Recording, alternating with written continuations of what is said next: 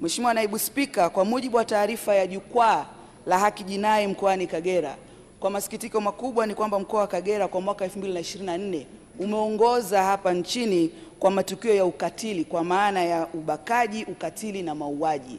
Halikadhalika, Mheshimiwa Naibu Spika, katika mwaka huu wa mwaka 2025, yani kati ya mwezi Januari hadi Machi 2025, mkoa wa Kagera tumekuwa na matukio ambayo yameshawasilishwa mahakamani 67 ya ubakaji na ulawiti wa watoto.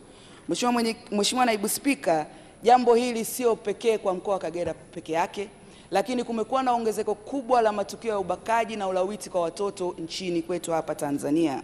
Sasa Mheshimiwa Mwenyekiti, kutokana na mianya ambayo ipo, kumekuwa kuna ucheleweshaji na wakati mwingine kutoweka kwa upatikanaji wa haki kwa wahanga wa watoto wa matukio ya ukatili wa ubakaji na ulawiti. Kwa hiyo Mheshimiwa Mwenyekiti, mimi ningependa kuishauri serikali kwenye mambo yafuatayo. Mheshimiwa Mwenyekiti, watuhumiwa wa vitendo vya ukatili kwa watoto kwa maana ubakaji na ulawiti wasipate dhamana. Haya yaongezwe kwenye makosa ambayo hayapewi dhamana.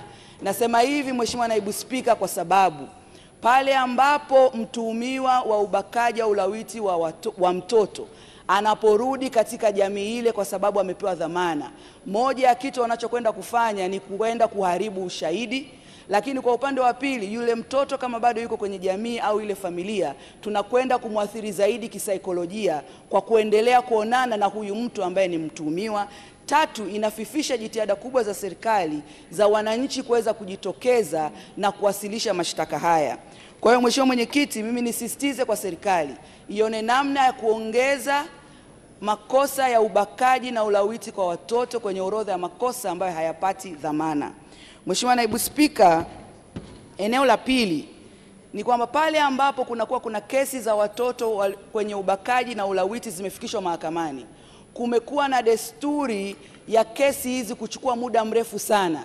Unakuta mawakili saa nyingine wa upande wanaowatetea wale watuhumiwa wanatumia mwanya ya kuahirisha kesi mara kwa mara, na matokeo yake tunakuja zile kesi zinakuja ama kushindwa ama kujikuta hata wale ambao ni wahanga wamechoka katika ufuatiliaji wa kesi. Kwa hiyo Mheshimiwa Naibu Spika, niombe sana serikali iweke kwamba panapotokea hizi kesi za ubakaji na ulawiti kwa watoto zisikilizwe ndani ya muda mfupi kwenye mahakama na haki itendeke, kwa maana ya maamuzi ya mahakama yatolewe. Yani kama kesi itasikilizwa, isikilizwe mara moja au mara mbili, lakini haikubaliki kwamba kesi ya mtoto aliyebakwa ama amelawitiwa ichukue miezi mitatu, miezi sita, miezi saba, na wakati mwingine mpaka mwaka. Jambo ambalo kusema ukweli nafifisha jitihada kubwa za Mheshimiwa Rais Dr. Samia Suluhu Hassan za kuimarisha haki jinai na kuimarisha ulinzi wa watoto wetu.